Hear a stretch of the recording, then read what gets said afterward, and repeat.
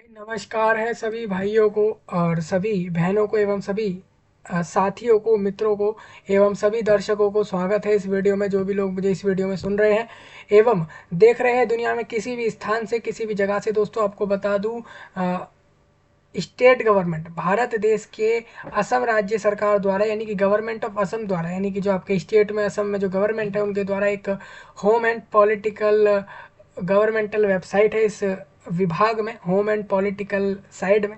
और इसके लिए इन्होंने जो है गवर्नमेंट ऑफ असम की तरफ से एक नोटिफिकेशन डाल दिया है और कहा है कि हमको पब्लिक प्रोसिक्यूटर और यहाँ पर एक आपका एडिशनल पब्लिक प्रोसिक्यूटर और असिस्टेंट पब्लिक प्रोसिक्यूटर, 3 तरह के पोस्टों पर 299 लोगों का रिक्रूटमेंट करना है। मैं आपको बता दूं यहाँ पर एक जॉब आई है जिसके लिए नोटिफिकेशन आ चुका है 299 वैकेंसीज पर। हाँ, इसमें कहा ये जा रहा है दोस्तों कि हमें लगभग 300 लोग चाहिए हमारे इसमें हेल्थ, जो आपका home and political state government में जो विभाग है आपके राज्य में असम में, वहाँ पर एक वैकेंसी आई है। कहा गया है गवर्नमेंट ऑफ असम के अंदर होम एंड पॉलिटिकल विभाग के अंदर, बेसिकली पॉलिटिकल साइड है ये, और आपका स्टेट मिनिस्ट्री ऑफ होम यानी कि होम एंड पॉलिटिकल के अंदर ये कह रहे हैं कि हमें एडिशनल असिस्टेंट और इसके अलावा पब्लिक प्रोसिक्यूटर, 3 तरह के प्रोसिक्यूटर्स चाहिए हमें। बेसिकली सरकारी वकील कहा जाता है, आप प्रोसिक्यूटर मतलब जानते ही होंगे। मैं आपको बता दूं इनको 3 तरह से चाहिए, ठीक है। पब्लिक प्रोसिक्यूटर, असिस्टेंट और एडिशनल पब्लिक प्रोसिक्यूटर, ये इनको 3 तरह के पोस्ट इतने लोगों को वैकेंसी देते हुए रिक्रूट करने हैं, जिसमें आपका स्टेट गवर्नमेंट में वैकेंसी है। यहाँ पर ये वेबसाइट का लिंक है, नोटिफिकेशन का लिंक वीडियो के नीचे दिया गया है और अप्लाई लिंक और सारी चीज़ें आपको बताई गई हैं कि कैसे आपको अप्लाई करना है, वीडियो के नीचे आप देख सकते हो। मैं इस वीडियो में आपको नोटिफिकेशन बता देता हूँ क्या कुछ आया है। सबसे पहले आप देख लो, भारत देश इंडिया कंट्री के असम राज्य से सारा अपडेट है। अगर आप ये जानना चाह रहे हो कि आप लोग फॉर्म भर सकते हो नहीं, या आपको भरने के लिए क्या एलिजिबिलिटी है, क्या क्वालिफिकेशन है, वो सब मैं आपको बता दूंगा। और दूसरा, इसमें आप ये भी देखोगे कि जैसे मान लीजिए आप भारत देश में मान लीजिए बिहार से हैं, ठीक है, आप मान लीजिए झारखंड से हैं, मेघालय, मणिपुर, केरला, कर्नाटका से हैं, वेस्ट बंगाल से, या फिर असम के अलावा कोई और भी ऐसी जगह है जो भी पूरे देश में, आप वहाँ से अगर मुझे देख रहे हैं इस वीडियो में, तो मैं आपको आगे क्लियर कर दूंगा कि आप लोग फॉर्म भर पाओगे या नहीं भर पाओगे, क्योंकि इसमें कौन लोग एलिजिबल है ये मैं आपको आगे क्लियर कर दूंगा। रही बात इसकी eligibility, qualification, age limit, selection process कैसे होगा और कैसे ये लोग सिलेक्ट करेंगे आपको इन वैकेंसीज पर, और सैलरी क्या होगा, सारा कुछ मैं आपको इस वीडियो में क्लियर कर रहा हूँ नोटिफिकेशन के साथ, आप लोग समझ लो। चलिए भाई आगे चलते हैं हम इस वीडियो में।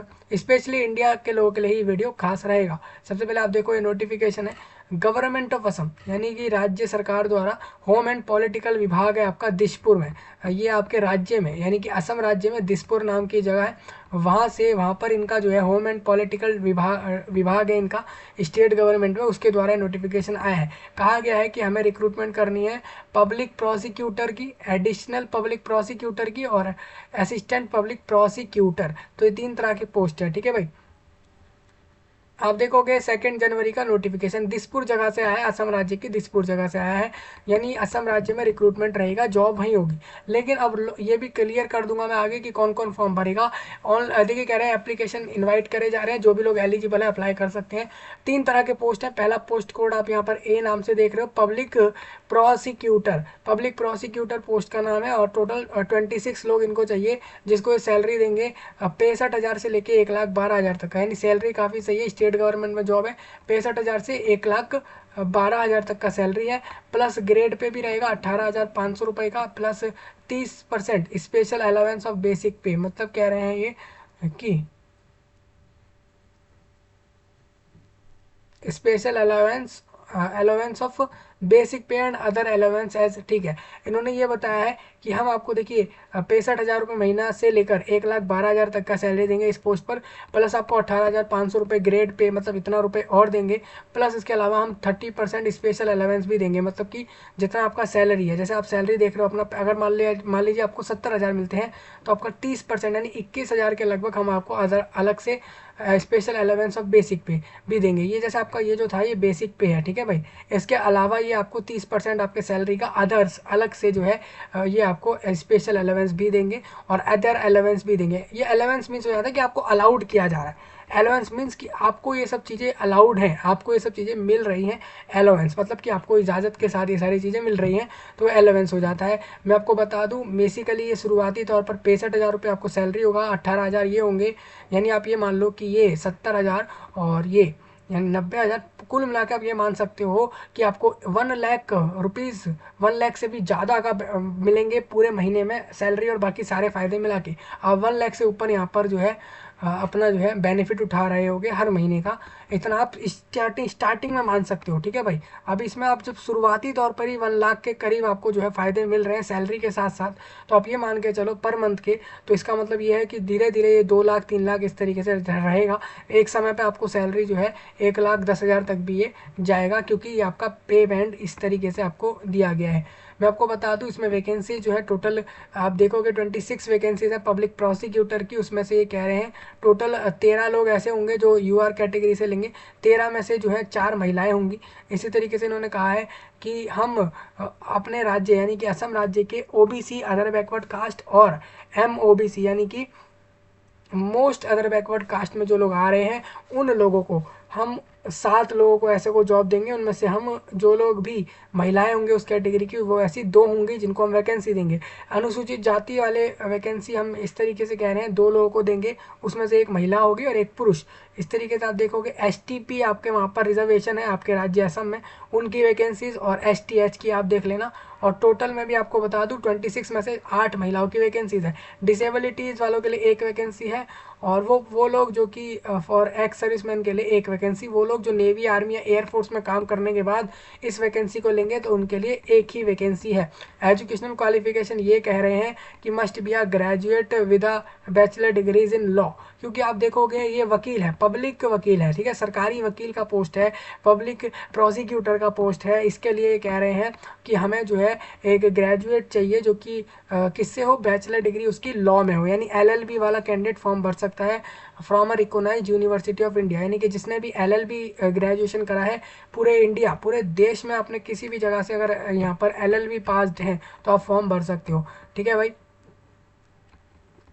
या फिर institute of the Assam university से किया है या यूजीसी से करा है, मतलब कुल मिला के एलएलबी वाला फॉर्म भर सकता है। Must have practice as a regular, आपने याद रखें कि आप एक रेगुलर बेस के एडवोकेट वकील के तौर पर आपने जो है यहाँ पर प्रैक्टिस करी हुई हो फॉर नॉट लेस देन 8 साल से कम ना हो, मतलब 8 साल तो कम से कम उसमें आपने एडवोकेट के तौर पर प्रैक्टिस करी ही हो, including practice before the high court basically on the criminal side.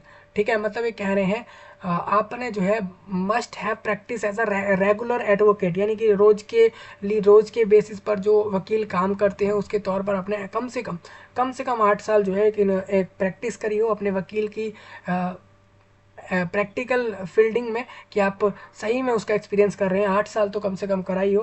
Practice before the high court, ठीक है, हाई कोर्ट से पहले, और बेसिकली मतलब हाई कोर्ट से पहले पहले वाले कोर्ट्स में डिस्ट्रिक्ट कोर्ट हो गए, बाकी जो कोर्ट है हाई कोर्ट के जो बिलो आ रहे हैं उनके अंदर कह रहे हैं आपने 8 साल अगर रेगुलर एडवोकेट के तौर पर आपने कहीं भी प्रैक्टिस करी है, कम से कम 8 साल है, आप मैक्सिमम जितना भी आपने किया हो, बेसिकली आप क्रिमिनल साइड की तरफ से एडवोकेट रहे हो, ये आप याद रखें। क्रिमिनल साइड मतलब ये हो जाता है, जैसे आप जानते हैं वकील जैसे आपका कोई भी केस होता है कोर्ट में चल रहा होता है, वो 2 या 2 से ज़्यादा साइड्स के बीच में चल रहा होता है, लोगों के बीच में, तो आप उनमें से किसी भी साइड से जहाँ से भी आप एडवोकेट थे, वकील थे, तो आप याद रखें कि आप मोस्टली क्रिमिनल साइड से ही आपने रहे हो।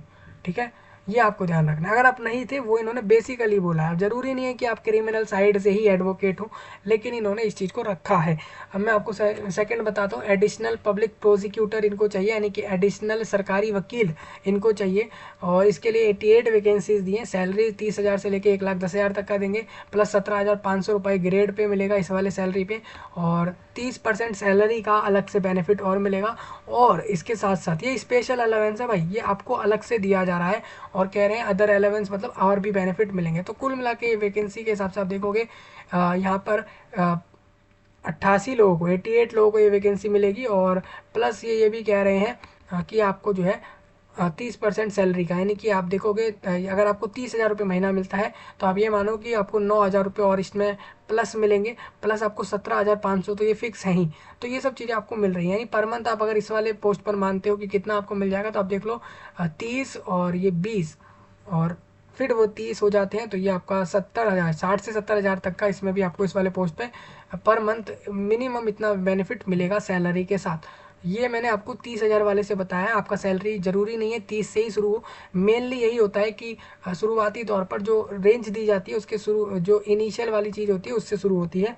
और अदर अलावेंस क्या क्या हो जाते हैं, मेडिकल बेनिफिट हो गया या फिर और एम्प्लॉयज़ को जो बेनिफिट दे रहे हैं वो आपको दे दिए, वही सब चीज़ें चलती हैं। मैं आपको बता दूं 88 वैकेंसी में से महिलाओं की 27 है और जो लोग रिजर्व्ड नहीं है उनकी 45 वैकेंसीज़ हैं, जिसमें से महिलाओं की 14 है 14। और जो लोग ओबीसी और एमओबीसी में आ रहे हैं राज्य में, असम राज्य के, उन भाई बहनों के लिए 24 वैकेंसी दी है, जिसमें से 7 महिलाओं को दी हैं। अनुसूचित जाति जनजाति और सभी लोग अपनी अपनी वैकेंसीज एक बार यहाँ से देख लें। एजुकेशनल क्वालिफिकेशन आपके लिए भी यही रहेगा कि आपने भी लॉ LLB पास्ड हो तो आप इस पोस्ट पे अप्लाई कर सकते हो।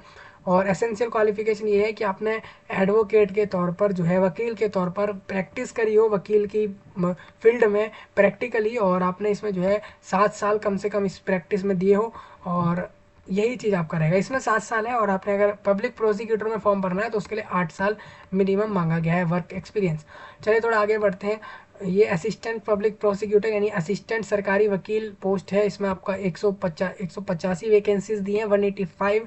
सैलरी इनका सेम है जो कि आपका एडिशनल वाले का था, और लेकिन इसमें ग्रेड पे थोड़ा कम है, ग्रेड पे आपका कम रहेगा। इसमें ग्रेड पे बेसिकली दोस्तों पे बैंड जो आपका होता है वो सैलरी हो जाता है प्लस, और ग्रेड पे अलग है, और इसमें वही सेम सारा कुछ मिल रहा है, यानी इस वाले पोस्ट पे आपको वही 50 से 60,000 का बेनिफिट मिलेगा पर मंथ। टोटल 185 लोगों को लेंगे, जिसमें से 56 महिलाएं होंगी, और यूआर कैटेगरी से 94 लोगों को लेंगे, जिसमें से 28 महिलाएं होंगी। बाकी एमओबीसी और ओबीसी, एससी और एसटीपी और एसटीएच को आप यहाँ से देख सकते हो। बेसिकली एसटीपी और एसटीएच क्या है मैं आपको बता दूँ, ये अनुसूचित जनजाति के अंदर ही 2 तरह से इसमें जो है डिवीज़न है। ठीक है भाई, तो सभी को समझ आ गया होगा। थोड़ा आगे चल लें तो आपके लिए इस वाले पोस्ट पे अप्लाई करने के लिए बैचलर डिग्री होना चाहिए LLB के अंदर, या LLB नहीं है यानी लॉ के अंदर हो बेसिकली। ठीक है, अब LLB के अलावा भी अगर कहीं और किसी तरीके से लॉ में ग्रेजुएशन कराई जा रही तो वो भी आपका मान लिया जाएगा। और एक और चीज़ बता दूँ, एसेंशियल क्वालिफिकेशन यही रहेगी कि एसेंशियल मीन जरूर चाहिए ही चाहिए, तो एजुकेशनली आपका ये रखा है। ठीक है, एसेंशियल मैं आपको बोल रहा है जैसे कि ये आपने 3 साल कम से कम इस पोस्ट पर सर्विस दिया हो, मतलब आप एक वकील के तौर पर कहीं काम कर चुकी है। अब देखिए मैं इसमें बताता हूँ होगा क्या, लोग देखेंगे हाँ यार हमने तो वकील की पढ़ाई कर ली, हम LLB पास्ड हैं, हालांकि हम LLM भी पास्ड हैं, और हमने जो है वकील के तौर पर हमने प्रैक्टिस करी भी है, और हमको जो है 10 साल हो गए, ऐसा लोग देखेंगे। तो आप डायरेक्ट मैं आपको कहूँगा आप पब्लिक प्रोसिक्यूटर वाला post low.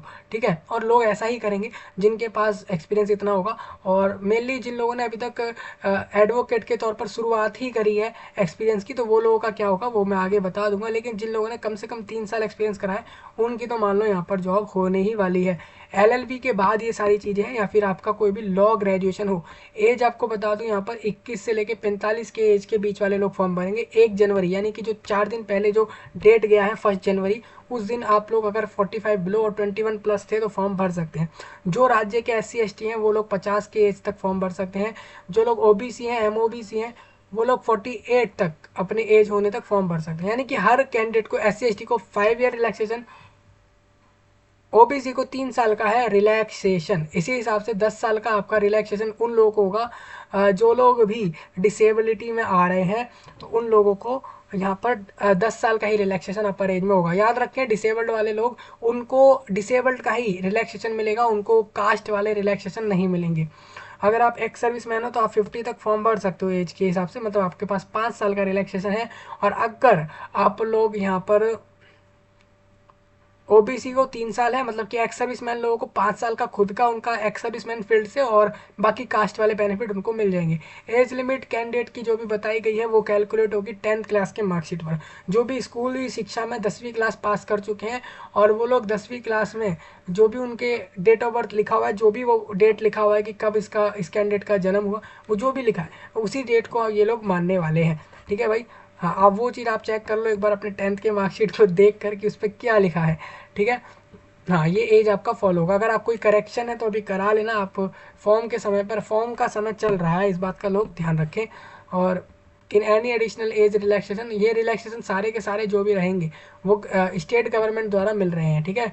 Rules and regulation notification जो भी आए हैं वो इशू यहाँ पर जो भी करा गया है इसके अंदर नोटिफिकेशन जो भी प्रोसेस बताया जा रहा है वो स्टेट गवर्नमेंट फॉलो करवा रही है। मैं आपको बता दूं डिसेबिलिटी कैटेगरी कैंडिडेट को क्या करना है। जो लोग डिसेबिलिटी हैं उनको पता कैसे लगेगा कि हम लोग फॉर्म भर सकते हैं, तो उसके लिए उन्होंने सारे पॉइंट लिखे हैं। अगर आप मान लो लोकोमोटर डिसेबिलिटी में आते हो या फिर आप ड्वार्फिम हो, इन सब में आ रहे हो तो आप लोग फॉर्म भर सकते हो, तो वो सारे इन्होंने पॉइंट लिख दिए हैं। अब एलिजिबिलिटी क्राइटेरिया यही रहेगा, यहाँ पर कैंडिडेट का सिटीजन ऑफ इंडिया होना जरूरी है, भारत का नागरिक फॉर्म भरेगा। कैरेक्टर ये है कि the character of a candidate for any post in the service should be such that he is suitable in all respects for employment in the government service. Character ऐसा हो कैंडिडेट का कि भाई देखिए वो क्वालिफिकेशन तो रख ही रहा है, भारत का नागरिक तो है ही, लेकिन वो इस तरीके से एलिजिबल हो इन द सर्विस शुड है सच दैट कि वो जो है सुटेबल हो हर तरह से एक एम्प्लॉयमेंट के लिए, गवर्नमेंट सर्विस देने के लिए। एक पर्सन जो है डिसमिस्ड बाय द, जो भी पर्सन डिसमिस्ड हुआ है यूनियन गवर्नमेंट या फिर किसी भी राज्य सरकार द्वारा या किसी भी लोकल अथॉरिटी द्वारा बाय एनी करप्शन के केस में, या फिर बॉडी हेल्ड और control by the union government या यानी किसी भी राज्य की सरकार द्वारा, तो वो लोग फॉर्म ना भरें, क्योंकि वो फॉर्म नहीं भर सकते। मतलब वो लोग जो लोग कहीं ना कहीं निष्कासित हुए हैं, डिसमिस करा गया है किस लोगों को, है ना, या फिर वो किसी ना किसी तरीके से एनी कॉरपोरेशन, ये करप्शन पढ़ दिया था मैंने भाई, ये कॉरपोरेशन लिखा है, बाय एनी कॉरपोरेशन मतलब किसी भी संस्था द्वारा, राज्य सरकार द्वारा या यूनियन गवर्नमेंट द्वारा आपको अगर कहीं ना कहीं डिसमिस करा गया है तो ऐसे लोग फॉर्म नहीं भरेंगे। Person convicted of any offence of moral turpitude shall not be eligible for both direct recruitment and, ठीक है। मतलब ये लोग कह रहे हैं दोस्तों, तो आप अगर मतलब बेसिकली आप एक जनरल एक नॉर्मल कैंडिडेट हो और आप कभी भी किसी क्रिमिनल रिकॉर्ड में नहीं फंसे या कहीं से आप निष्कासित नहीं हुए, कहीं से डिबार्ड नहीं हुए, ऐसी चीज़ें आपके साथ नहीं हुई, तो आप फॉर्म भर सकते हो। मैरिटल स्टेटस बता दो, no person who has more than one wife living और in the case of a women, ठीक है, शैल बी एलिजिबल, ठीक है। अब देखिए इन्होंने क्या कहा है, मान लीजिए आपका मैरिज हो चुका है, ठीक है, और आप मान लीजिए एक पुरुष है, तो आपकी जो जीवन साथी है वो अगर आपको पता है कि आपकी एक पहले से जीवन साथी है और वो जीवित है, उसके साथ साथ आप कर क्या रहे हैं, आप जो है एक और सेकंड वुमेन के साथ अभी जो है रिलेशन में है, ठीक है, ऐसे लोग फॉर्म नहीं भरेंगे। बेसिकली आप लोग लिविंग में हो तो आप फॉर्म नहीं भरोगे, लिविंग और इन द केस ऑफ, वही चीज़ें लिखी हैं। ऐसा चीज़ लोगों को याद रखना, मतलब कि सिंपल लाइफ जीने वाले लोग ही फॉर्म भरेंगे। बेसिकली मैरिड है, लेकिन अगर वो इतना याद रख रहे हैं, पुरुष लोग इतना याद रखें कि वो एक से ज़्यादा जीवन साथी के साथ लिविंग में ना हो, वही इन्होंने लिखा है। और साथ ही आपका सेकंड, यही चीज़ें महिलाओं के लिए भी लागू हो रही है, ठीक है भाई। आप लोग एलिजिबल नहीं हो, अगर आप मैरिड हो और एक ही जीवन साथी है दोनों साइडों से, तो आप लोग फॉर्म भर सकते हो, ठीक है भाई। स्मॉल फैमिली नॉर्म्स, इन्होंने कंडीशन लिखा है, no person having more than 2 living children on और आफ्टर सिंगल और multiple partner shall be eligible for appointment, ठीक है। वो लोग जिनके मान लीजिए 2 से ज़्यादा चिल्ड्रन हैं, सपोज आप लोग जैसे कि स्मॉल फैमिली नॉर्म एक रूल है, आपको बता दूं 2021 के 1 जनवरी को एक रूल आ गया, उसके बाद ये कहा गया कि जो भी ऐसे लोग हैं जिनके भी 2 या 2 से ज़्यादा चिल्ड्रन है, बेसिकली बच्चे हैं, वो लोग फॉर्म नहीं भर सकते इस वाले पोस्ट पे, इनका ये रूल है। तो ये कह रहे हैं तो ऐसे लोग फॉर्म नहीं भर सकते, ठीक है भाई। ये 2 चिल्ड्रन वाला स्कीम जो भी स्कीम या रूल जो भी कुछ है, ये जो भी आया था, इसके बाद से आप देखोगे इज बी एलिजिबल फॉर, वो एलिजिबल नहीं है, ठीक है, under the state government. State government में आप लोग एलिजिबल नहीं हो, और बेसिकली ये स्टेट गवर्नमेंट में ही आपका जॉब है। तो बाकी आप कंडीशन एक बार रीड कर लो, बाकी जो आपके लिए पॉइंट दिए गए, ठीक है। फिजिकल फिटनेस कह रहे हैं, no candidate shall be appointed to any post in the service unless he, आप अगर मेंटली और फिजिकली फिट नहीं हो तो आप फॉर्म मत भरना। And he shall be free from any physical defect due to which there is a possibility of hindrance or to performing his duty efficiency any candidate before finally approved, जब तक वो approved ना हो जाए finally medical board exam के बाद कि वो फिट है हर तरीके से, तब तक वो उसको फिट नहीं माना जाएगा। मतलब फिजिकल फिट आप हो, इस चीज़ का ध्यान रखें। बाकी तो ये मेडिकल बोर्ड एग्जाम एक रहेगा, उसमें आप लोगों को देखा जाएगा। आप अगर पास कर जाते हो तो आप लोग फिजिकली फिट पाए जाओगे। एप्लीकेशन फीस आपको बता दूँ 300 रुपीज़ जनरल वालों को देने हैं, 200 रुपये SC ST OBC और बाकी रिजर्व वालों को देने हैं।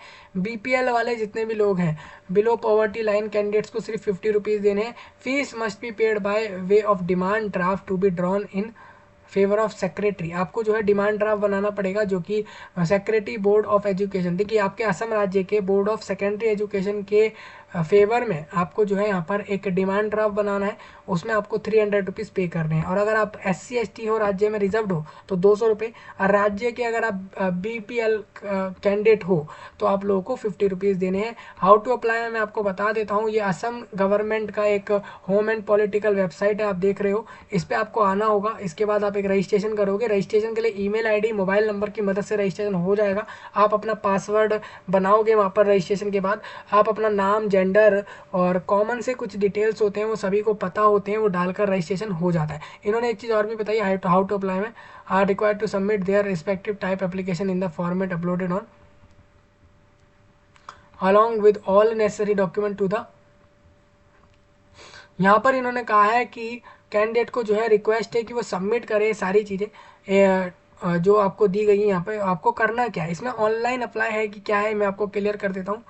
आपको सारे डॉक्यूमेंट जो भी चाहिए उसके साथ आपको ये जो है to the secretary of the government of Assam home and political department, room number आपको एक कमरा नंबर दिया है, room number 226 226 block C 2nd floor Janata Bhavan Dispur Guwahati 6 में आप पहुंच जाओ।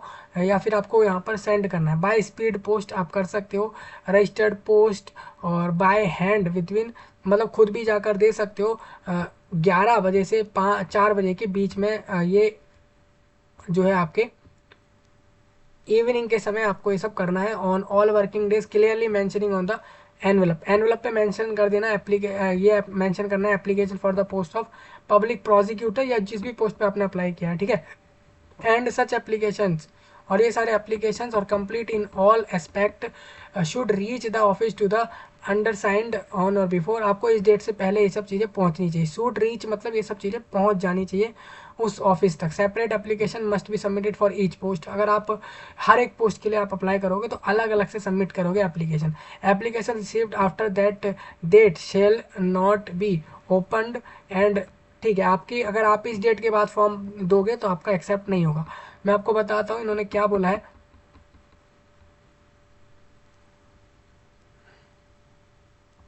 अपलोडेड ऑन,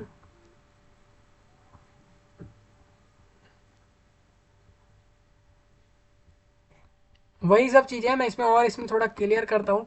वैसे तो ये बोल रहे हैं कि आप जो भी फॉर्म अप्लाई करोगे वो और जितने भी डॉक्यूमेंट लगाओगे वो सारा कुछ आपको एक एनवेलप में डाल देना है। और उसको बेसिकली ये सब चीज़ें आपको लिखना है एनवेलप पे कि आप जिस भी पोस्ट पे अप्लाई कर रहे हो, और 30 जनवरी से पहले ये आपको इस जगह पर पहुँचाना है जो एड्रेस यहाँ पर दिया गया है।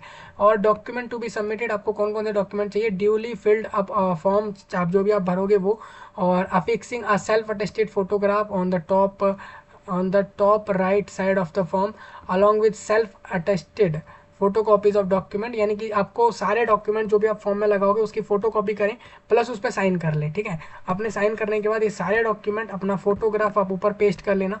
और इसके अलावा यहाँ पर आप ये फॉर्म तो दोगे ही, ये सब चीज़ें आपको जो है यहाँ पर सबमिट करनी है। जहाँ पर 10वीं का मार्कशीट है और पास सर्टिफिकेट,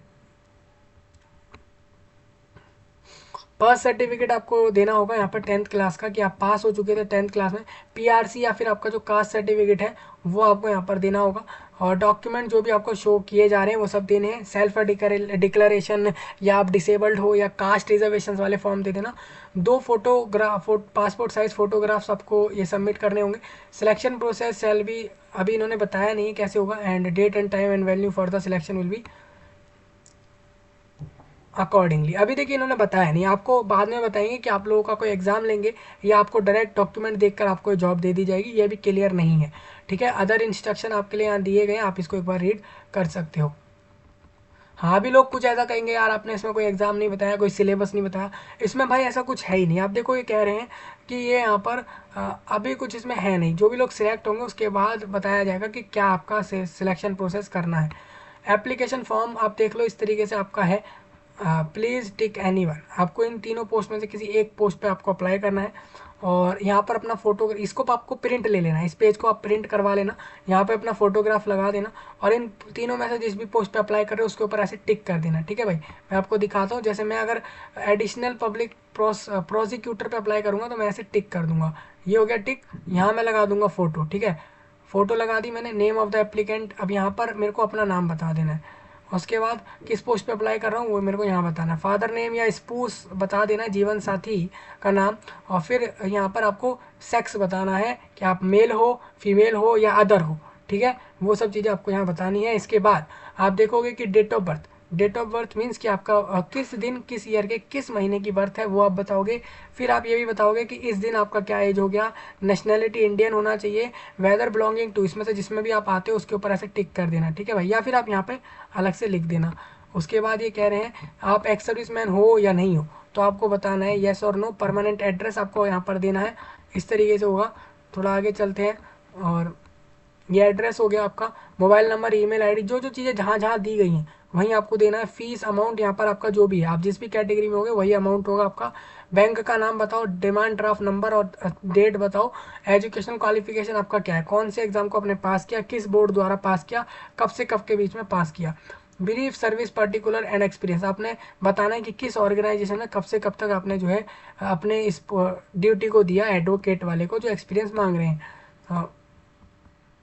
आप प्रेजेंट असाइनमेंट आप क्या कर रहे हो, अभी आप एडवोकेट के तौर पर अगर कुछ काम कर रहे हो तो बताओ, या जॉब प्रेजेंट क्या कोई जॉब कर रहे हो तो वो बताओ। It is satisfied that the, फिर आपको यहाँ पर लिखा रहेगा कि इन्फॉर्मेशन जो भी आपके द्वारा दी गई है वो आपने सारी कुछ सही दी हैं। ठीक है, जैसी आपको जितना आपको ज्ञान है उसके हिसाब से। फिर आप यहाँ पर जगह बताओ और जहाँ से आप फॉर्म भेज रहे हो, और उसके बाद डेट बता दो, अपना यहाँ सिग्नेचर कर दो। और all column must be filled, ये सारे आपको भर देने हैं जो भी कॉलम आपको बताए गए। ये फॉर्म था, बस यही 2 पेज का फॉर्म है। और इस फॉर्म के साथ आपको करना क्या है, यहाँ पर अपने बाकी डॉक्यूमेंट सारे लगा लेने हैं, उसके ऊपर साइन कर देने हैं अपने। और इन सब को 2 फोटोग्राफ के साथ प्लस ये सब चीज़ें करके आपको यहाँ से अपने जहाँ भी आप रहते हो वहाँ से आपको इस जगह पे भेजनी है। जो एड्रेस अभी आपने ऊपर देखा था, आपको इस जगह पे इस चीज़ को भेज देना है। पोस्ट ऑफिस से आप भेज सकते हो। याद रखें दोस्तों, ये जो चीज़ है ये आपको 30 जनवरी से पहले पहले वहाँ पर पहुँचनी ही चाहिए। ठीक है, ये आपका था। तो ये आपका क्वालिफिकेशन, एज लिमिट, सैलरी और हर एक चीज़ डिस्कस हो गई। सिलेक्शन प्रोसेस, अभी कोई एग्ज़ाम है या डायरेक्ट जॉब मिल जाएगी कुछ कंफर्म्ड नहीं है, वो बाद में पता लगेगा। जो लोग सिलेक्ट होंगे उनको ही बताया जाएगा कि आपका एग्ज़ाम हो रहा है या क्या हो रहा है। ठीक है भाई, ये चीज़ें इस तरीके से रहेंगी।